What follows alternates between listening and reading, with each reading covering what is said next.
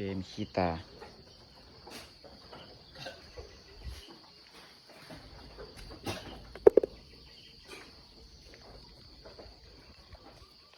ใส่น้ำอุ่นล้างก่อน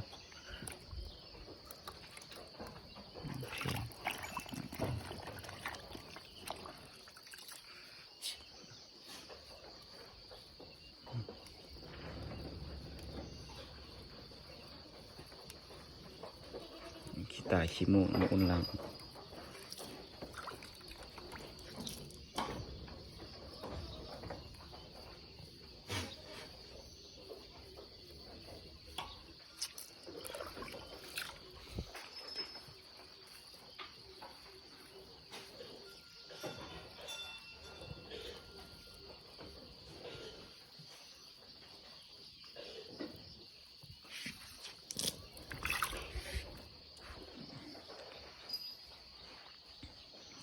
อกซี่ยอดอกซี่เดลต้าเอลเอยอดหนึ่ง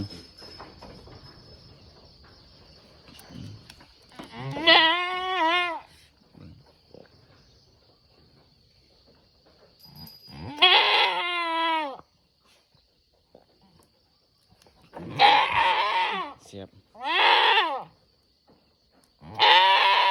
ใส่ได้ยอดเดียวแล้วก็ซักก่อน